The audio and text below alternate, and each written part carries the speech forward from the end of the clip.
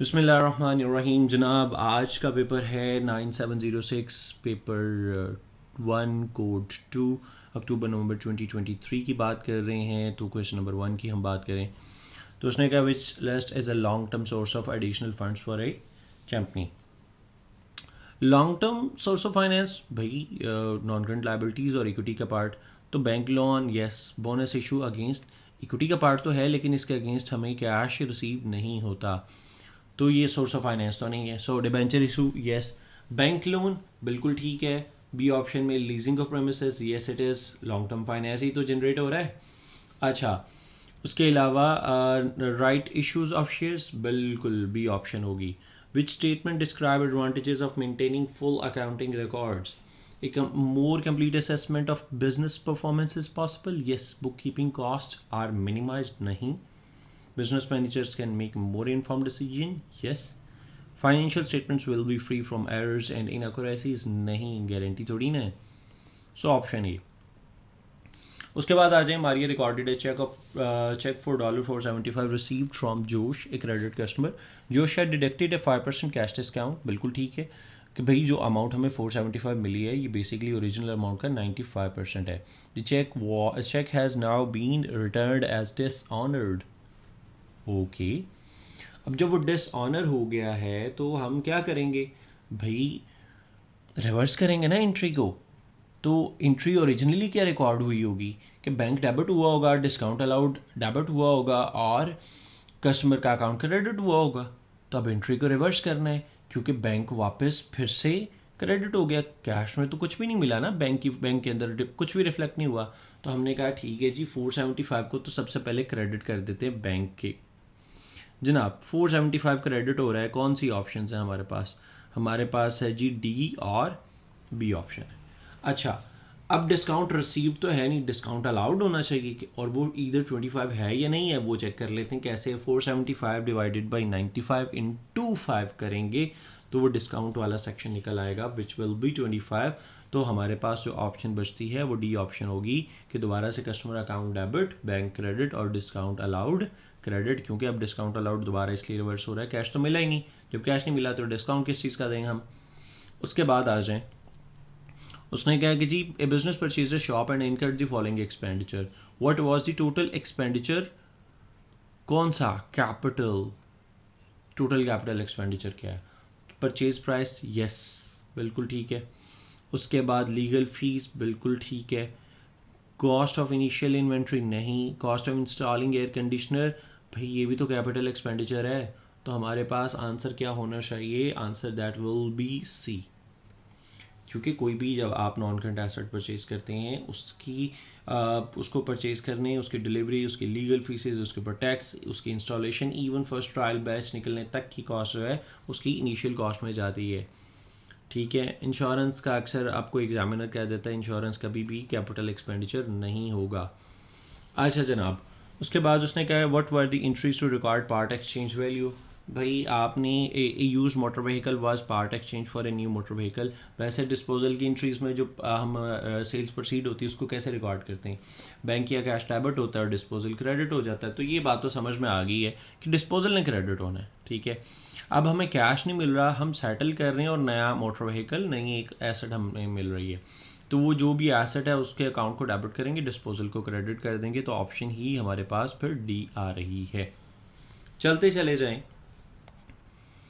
उसके बाद उसने कहा कि what was the profit on the disposal. ज़रा ध्यान से समझना और प्लीज़ यहाँ पे ना थोड़ा पॉज दूंगा, आपने खुद से सॉल्व करना है।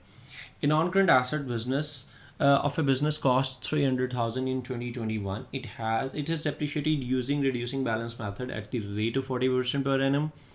A full year depreciation is provided in the year of acquisition but none in year of sale.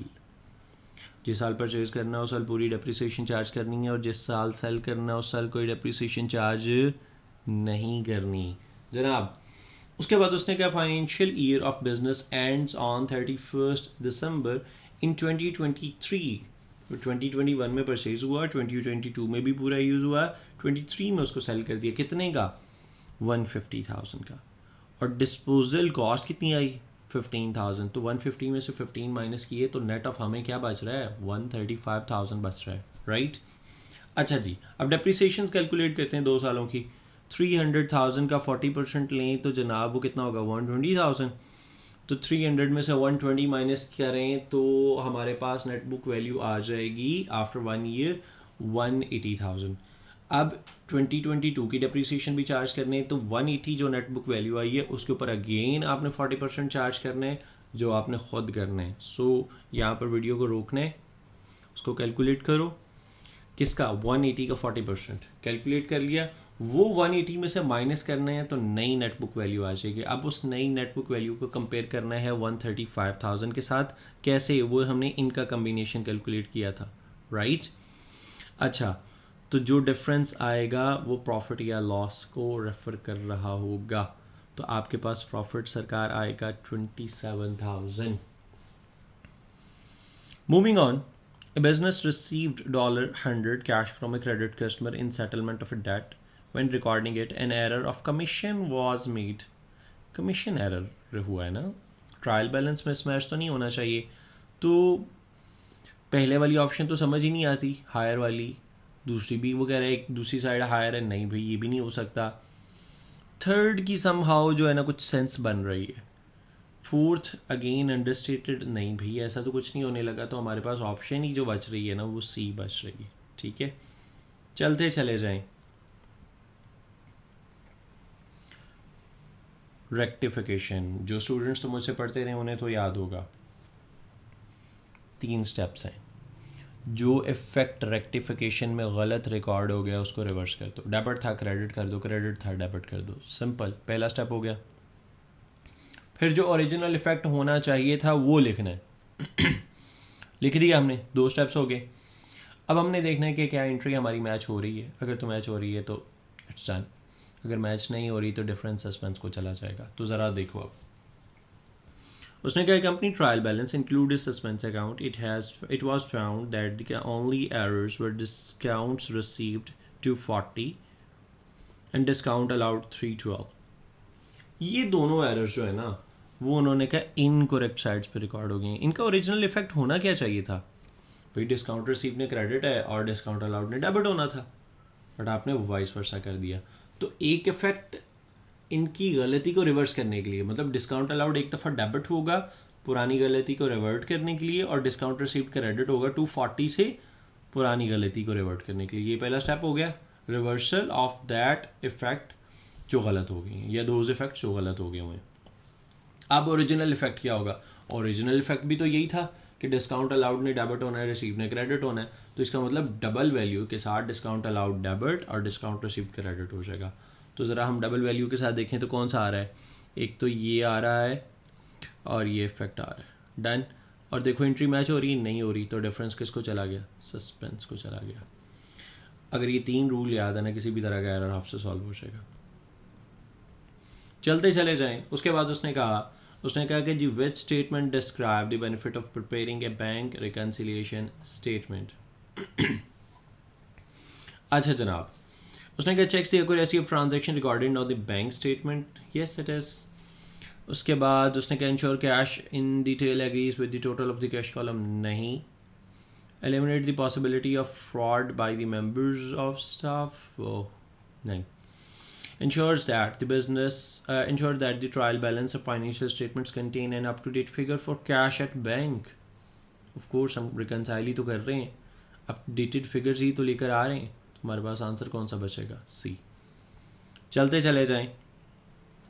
उसने कहा what is the balance shown on the bank statement at 30th April?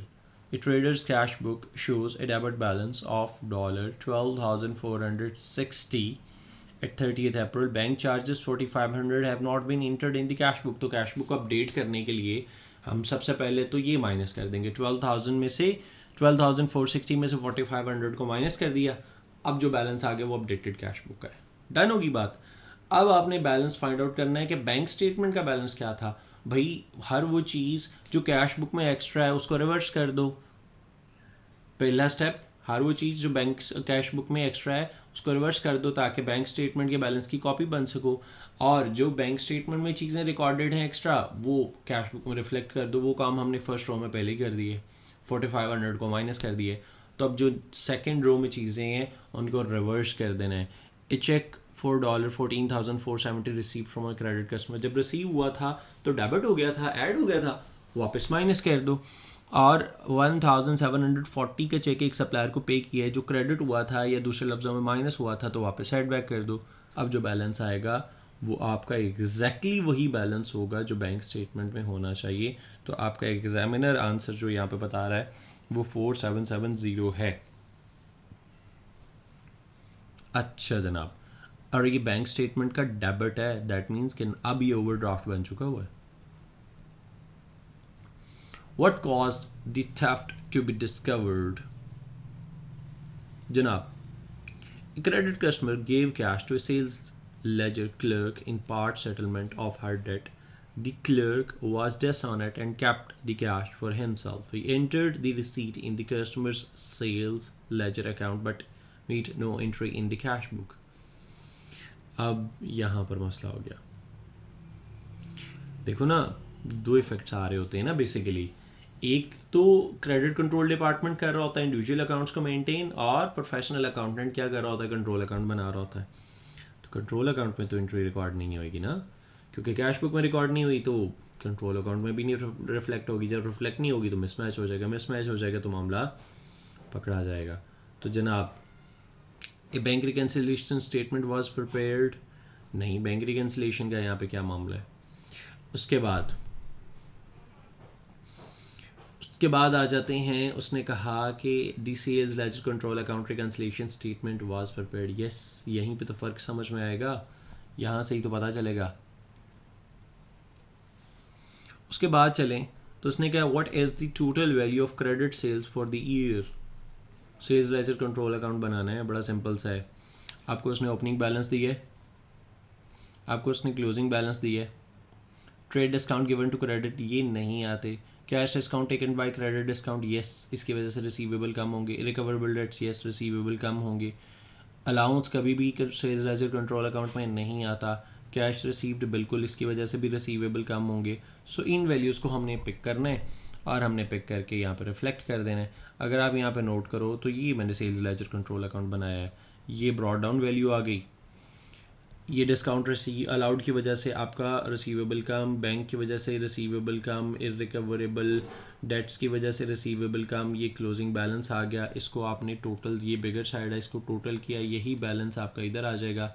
और फिर आपने क्या करना है, बैलेंसिंग वैल्यू क्रेडिट सेल्स की कैसे निकलेगी. आपने ये टोटल में से 48,000 जो ओपनिंग था वो माइनस करेंगे तो आपके पास क्रेडिट सेल्स की वैल्यू आ जाएगी विच इज़ 544,000. तो आपका बी आंसर होगा. मूविंग ऑन, उसके बाद उसने कहा कि जी how will the ledger account balances brought down at the start of the new financial year appear in the journal ledger. ज़रा बात ध्यान से समझना, इसमें कोई रॉकेट साइंस नहीं है भाई. आपने देखना है कि अमाउंट रिसीवेबल है या पेबल है. अगर पेबल है तो वो लायबिलिटी है, रिसीवेबल है तो वो एसेट है. तो एक्सपेंस ओइंग तो ऑफ कोर्स लायबिलिटी है. एक्सपेंस प्रीपेड, जब चाहे हम रिसीव कर सकते हैं पैसा, तो एसेट है. इनकम ओइंग, रिसीवेबल है हमारा इनकम ओइंग के अगेंस्ट, तो एसेट है. और income received in advance liability है. We have to pay back to the customer whenever the customer wants that amount. ठीक है. तो जनाब, इस सूरत में फिर हमारे पास ऑप्शन क्या रह जाएगी, सी ऑप्शन ही तो बचती है. मूविंग ऑन, उसने कहा कि जी what was the effect of this omission on the profit for the year. अच्छा जी, देख लेते हैं ओमिशन का क्या इफेक्ट हो सकता है. उसने कहा business prepared its statement of profit और loss for the year ended 31 December. During the year on 30th April, a non-current asset had been sold. The following information is available in respect of this item. Sorry. Cost है 130,000, sales proceed है 53, residual value this, carrying value expected life. अब ज़रा देखना, उसने हमें ये नहीं बताया कि कौन सा किस ईयर में वो सेल हो रहा है, किस ईयर में वो परचेज हुआ. तो उसने सिर्फ मंथ्स की डेट्स बताई. उसने कहा कि भाई जिस ईयर की बात कर रहे हैं ना उसका ब्रॉड डाउन ये था. सही है. अब पूरे साल की डेप्रिसिएशन कैसे निकाली जा सकती है, वो निकाली जाएगी cost minus residual value divided by total life. अब जब आप इसको कैलकुलेट करोगे ना तो 130 माइनस 10 डिवाइडेड बाय 8, तो कुछ आंसर आपके पास इस तरह से आ रहा होगा। ये देखो 120 डिवाइडेड बाई 8, तो आपके पास आंसर आ गया 15,000 हाँ ये कितना 15,000 पर ईयर डिप्रिसिएशन आ जाएगी। अब आपने कितने मंथ्स यूज़ किया? ऑन 30th अप्रैल को सेल कर दिया आपने, तो जब 30th अप्रैल को सेल किया तो 4 मंथ की डिप्रिसिएशन चार्ज होनी चाहिए। तो अब ये देखो 15,000 डिवाइडेड बाई 12, तो 1250 आंसर आ जाएगा। उस 1250 को मल्टीप्लाई 4 किया, 4 मंथ्स हैं, तो 5000 इस साल की डिप्रिसिएशन होगी। एक तो ये एक्सपेंस था, रिकॉर्ड होना चाहिए था, जो रिकॉर्ड नहीं हुआ। अच्छा अब ज़रा बात समझना, 52,500 में से ये जो 5000 डेप्रिसिएशन आपने कैलकुलेट की है इस दफ़ा की, ये भी माइनस कर दी तो नई नेट बुक वैल्यू आ जाएगी 47,500। 47,500 का एसेट 53,600 पे सेल हुआ है, तो प्रॉफिट कितना हो गया? 6,000। अच्छा 5,000 डेप्रिसिएशन का एक्सपेंस भी रिकॉर्ड नहीं हुआ और 6,000 जो प्रॉफिट इनकम स्टेटमेंट को चार्ज होना था वो भी रिकॉर्ड नहीं हुआ। तो मुझे बताओ कि नेट इफेक्ट प्रॉफिट के अंदर क्या है? 1,000 का प्रॉफिट जाना था जो रिकॉर्ड नहीं कर सके हम। जब रिकॉर्ड नहीं कर सके तो आपका इफेक्ट क्या रह जाएगा? 1,000 से अंडरस्टेट हो जाएगा प्रॉफिट। उसके बाद आ जाएं, which transaction will effect both the gross profit for the year and the total value of the net assets on the statement of financial position।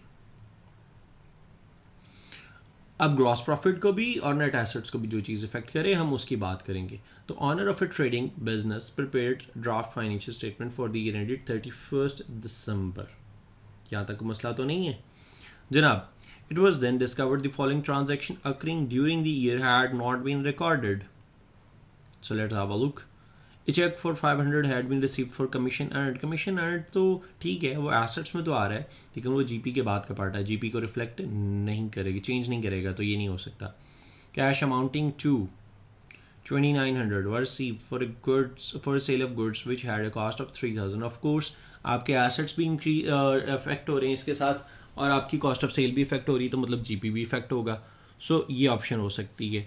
उसके बाद आ जाएं तो जनाब उसने कहा है inventory costing 5,000 had been taken from the business by the owner for personal use. Yes, inventory को लेके जाएगा तो परचेजेस इफेक्ट होंगी, परचेजेस में से माइनस होगा और उसकी वजह से GP भी इफेक्ट होगा। उसके अलावा इन्वेंट्री इटसेल्फ एसेट्स है तो वो एसेट्स को भी इफेक्ट कर रही है। जहाँ तक को मसला। अच्छा जी, उसके बाद non current assets with the carrying value of 65,000 had been sold for 7,000। Non current asset है ना, GP को इफेक्ट थोड़ी ना करेगा, तो ये तो नहीं आएगा। So option 2 and 3 C option बच जाएगी। उसके बाद उसने कहा how does this affect the statement of financial position. A business sell some inventory for $80 on credit, the original costing 50।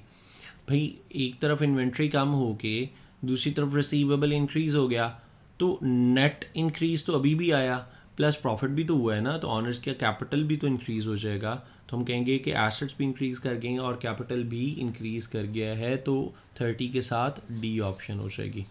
उसके बाद चलते चले जाएं, उसने कहा which entries are made to record interest on capital in partnership accounts. Interest on capital है, of course interest on capital आपकी income statement के अंदर एक्सपेंस है ना, तो अप्रोप्रिएशन अकाउंट को वो डेबिट करेगा और करंट अकाउंट को वो क्रेडिट करेगा। तो आपके पास ऑप्शन बी बचती है, डबल एंट्री ये बनेगी ना। चलते चले जाएं, उसने कहा how much of the residual profit will L receive. L and M are in partnership sharing profit and losses in the ratio of 3 versus 2 respectively for the year ended 31st March। their statement of profit or loss showed a profit for the year 68,000। जनाब अभी 68,000 में से ये जो interest on loan है ना, ये already deduct हो चुका हुआ है, तो यहाँ पे कन्फ्यूजन नहीं रखनी। अच्छा जनाब, सो अब हम देखेंगे कि उसको क्या मिलेगा रेजिडुअल प्रॉफिट में से। तो 68,000 में से 400 तो ऑलरेडी डिडक्टेड है, तो उसको तो छोड़ दिया। सो फिर हम करेंगे क्या, 68,000 में से इंटरेस्ट ऑन कैपिटल माइनस होगा, इंटरेस्ट ऑन ड्राइंग ऐड होगा, सैलरीज माइनस हो जाएंगी। डन। ये 3 इफेक्ट जब आपने 68,000 में एडजस्ट कर दिए, उसके बाद जो वैल्यू आएगी उसको डिवाइडेड बाय 5 मल्टीप्लाई बाय 3 करेंगे, तो आपके पास रेजिडुअल प्रॉफिट आ जाएगा जो एल को मिलेगा। तो जनाब वो कितना होना चाहिए, वो एग्जामिनर कह रहा है कि जी कुछ सी होना चाहिए। Okay, which reserves are the revenue reserve, भाई जनरल रिजर्व और रिटेन्ड अर्निंग ये दो ही तो हैं, रिवैल्यूएशन रिजर्व तो हो नहीं सकता, कैपिटल गेन है, शेयर प्रीमियम अगेन कैपिटल है, तो आपके पास ऑप्शन क्या हो जाएगी 1 and 2। मूविंग ऑन, फिर उसने कहा, ये ज़रा मज़े का क्वेश्चन है, ध्यान से समझना है please. A company, a limited company has the following in its statement of financial position at 31st March. What are the balances on the reserve account after the bonus issue has been made? उसने कहा ordinary share has a par value of $0.4। तो ये value है आपके पास share capital की, इसको divided by 0.4 करेंगे ना तो नंबर ऑफ़ शेयर्स जो आपके पास आ जाएंगे ना वो 500,000 आ जाएंगे। तो अब 500,000 को डिवाइडेड बाई 8 करके मल्टीप्लाई बाई 3 कर दो तो आपके पास आंसर नंबर ऑफ़ शेयर्स आ जाएंगे जो फ्री में आपने बोनस के तौर पे देने, और देन उसको मल्टीप्लाई कर दो 0.4 के साथ 1 वे। और सिंपल और शॉर्टकट क्या है, इस 200,000 को सीधा सीधा डिवाइडेड बाई 8 मल्टीप्लाई बाई 3 कर दो, तब भी वही आंसर आएगा, और वो आंसर जो आपके पास आएगा वो आंसर आएगा 75,000। तो शेयर कैपिटल अकाउंट आपका 75,000 से इंक्रीज़ कर जाएगा, मींस क्रेडिट होगा, और शेयर प्रीमियम डिक्रीज़ होने से डेबिट हो जाएगा। तो आपके पास रिटेन्ड अर्निंग में जो बैलेंस रह जाएगा 82,500, उसके अंदर कोई चेंज नहीं, बट शेयर प्रीमियम में से 75,000 कम होने के बाद आपके पास जो ऑप्शन बचेगी that will be the C option. ठीक हो गया। उसके बाद आ जाएं तो उसने कहा कि जी company directors has suggested the following reasons for the change, किस चीज़ की, what are the possible reason for change, सही है। Company has calculated inventory turnover, okay ठीक है, 2 सक्सेसिव ईयर्स, पहले 90 है और फिर 120। भाई इन्वेंट्री टर्नओवर का फॉर्मूला तो आपको पता है ना, अब आपको पता होना चाहिए न्यूमिनेटर और डिनोमिनेटर में जो जो वैल्यूज़ हैं उनके अंदर जो जो चीज़ें चेंज हो सकती हैं पॉसिबली वही रीजंस हो सकती हैं ना, इसमें तो कितनी रॉकेट साइंस तो नहीं है।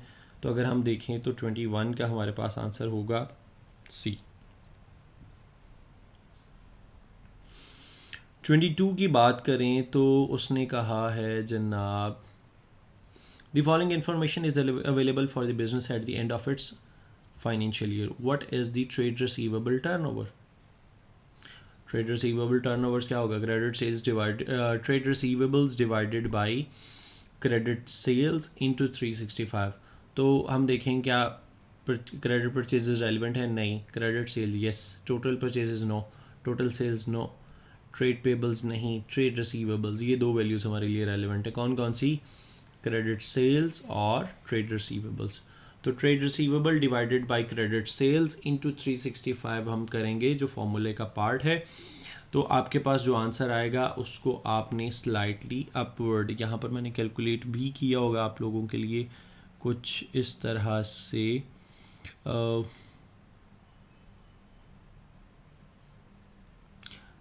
जी ये है। सो 16,000 डिवाइडेड बाई 220,000, उसका आंसर आएगा 0.072, उसको मल्टीप्लाई बाय किया किसके साथ, 365 के साथ, तो आंसर आ गया 26.54। अब इसको राउंड अप करना है तो ये 27 डेज बन जाएंगे आपके। उसके बाद चलते चले जाएं, उसने कहा what was the gross profit for January, gross profit पूछा है तो सेल्स वैल्यू तो सीधी सीधी निकल आएगी। अब उसने कहा कि 1 जनवरी को ट्रेडिंग स्टार्ट की है, purchase and sale of inventory for the January 4, 13, 26, 28। अच्छा ये परचेजेस हैं और ये परचेजेस हैं, बिल्कुल ठीक हो गया, ये बात समझ में आ गई। टोटल सेल्स कितनी है, 2 यूनिट्स यहाँ सेल की हैं और 2 यूनिट्स यहाँ पे सेल की हैं, टोटल 4 यूनिट्स, हर एक 400 पे, तो 4 यूनिट सेल की हैं, 4 मल्टीप्लाई बाय 400, तो हमारे पास 1600 सेल्स वैल्यू आ जाएगी। अब हमने देखना है जी कॉस्ट कितनी है, तो फर्स्ट इन फर्स्ट आउट को फॉलो कर रहा है, तो ये वाले 2 जो हैं, ये वाले 2 तो ऑलरेडी इस 3 में से निकल जाएंगे ना, सही है। तो इसका मतलब हमारे पास पुराने स्टॉक में से 1 यूनिट रह गया, फिर हमने मज़ीद परचेज़ किए तो टोटल 4 हो गए, एक पुराने वाला 3 ये, उनमें से 2 मज़ीद सेल कर दिए तो एक सबसे पहले पुराने वाला जाएगा, उसकी कॉस्ट कितनी थी 200 और नए वाले की कॉस्ट कितनी 250। सो 4 में से 3 तो वो हैं जो 200 वाले थे, तो 3 मल्टीप्लाई बाई 200 600 तो कॉस्ट ऑफ सेल का ये हो गया, प्लस एक यूनिट वो नई जो परचेज है उसमें से किया वो कितने का था 250, तो टोटल 600 प्लस 250 कितना हो गया 850। 850 कॉस्ट ऑफ सेल है और 1600 सेल्स थी, तो हमारे पास प्रॉफिट जो आ जाएगा वो 750 आ जाएगा जनाब। आगे चलते चले जाएं तो हमारे पास आ जाता है, उसने कहा है कि what is the total of the quotation for the job. बिल्कुल सही है। उसने कहा है कि जी डायरेक्ट मटेरियल ये है, डायरेक्ट लेबर की कॉस्ट ये है, overheads are charge at 50% of direct cost, तो डायरेक्ट लेबर कॉस्ट 3300 का 50% कितना हो जाएगा 1650। बिल्कुल सही है। तो टोटल कॉस्ट कैलकुलेट करो 2000 प्लस 3300 प्लस 1650, ये हमारे पास आंसर आ जाएगा 6950। तीनों चीज़ों को टोटल करें, किसको 2000 3300 प्लस 1650। अब वो आंसर कितना आया 6950। 6950 को आपने मल्टीप्लाई करना है 1.2 या उसका सीधा 20% लेके ऐड कर देना है, तो आंसर आपके पास आ जाएगा 8340। उसके बाद आ जाएं, उसने कहा how is the overhead absorption rate set for department G. A manufacturing business has a service department X and the production department Y and Z. Department Z is labor intensive. अच्छा जी, उसने कहा कि जी आपके पास दो डिपार्टमेंट है Y and Z। बिल्कुल सही है। X डिपार्टमेंट जो है जो सर्विस डिपार्टमेंट, तो ये बात हमें पता है जी, सबसे पहले हमने तीनों डिपार्टमेंट में चीज़ों का पोर्शन करना है, ये बात तो पहला टास्क है।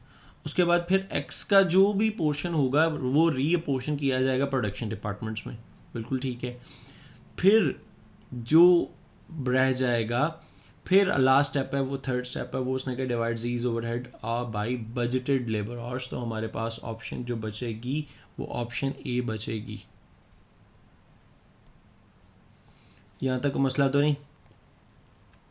फिर आ जाएं, what would cause overhead to be under absorbed. भाई बड़ी सिंपल सी चीज़ है, इसमें तो कुछ भी मुश्किल नहीं है कि आपके ओवरहेड जो है ना बजटेड से अगर जो ज़्यादा मतलब जो आपने अब्जॉर्ब किए हैं उससे ज़्यादा अगर इनकर हो जाएं तो वो ओवरहेड हो जाएगा, तो सी ऑप्शन हो जाएगी। उसके बाद आ जाएं, उसने कहा what was the overhead absorption rate per hour. तो भाई हमारे पास उसने कहा दो टाइप्स ऑफ प्रोडक्ट है, P&Q मंथ ऑफ जनवरी है, overheads are absorbed using direct labour hours, production details are as follows, unit manufactured and sold, ठीक है, डायरेक्ट लेबर आवर भाई पर यूनिट इतना लग रहा है, तो 5000 मल्टीप्लाई बाई 1.5 75 आवर्स ये हो गए 7500 आवर्स, और 2000 मल्टीप्लाई बाई 2000 आवर्स ये हो गए, टोटल 9500 आवर्स हैं।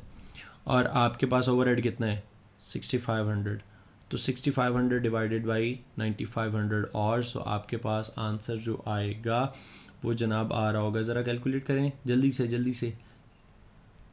0.68। ठीक है, चलते चले जाएं। उसने कहा which statements about the marginal costing are correct. Contribution is the difference between sales revenue and the total production cost. नहीं, cost are classified as variable cost or fixed cost only. बिल्कुल ठीक है। अच्छा जनाब, उसके बाद आ जाएं, variable cost include variable selling expenses. Yes it is, तो हमारे पास कौन सी ऑप्शन बच जाएगी 2 एंड 3।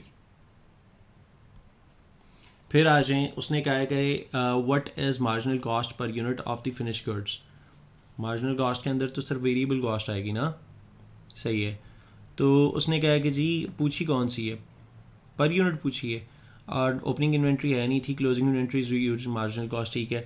तो direct material cost, direct labour cost, ये दो डायरेक्ट कॉस्ट जो है इनको टोटल किया, इनको डिवाइड कर दिया टोटल प्रोडक्शन जो हमने की है इस दफ़ा, उसके साथ जो आंसर आएगा पर यूनिट वो आपने बता देना है। तो ज़रा जल्दी से कैलकुलेट करें क्या होना चाहिए, वो 7.5 होगा। Lastly, which statement reflects how cost volume profit analysis can help with management decision making।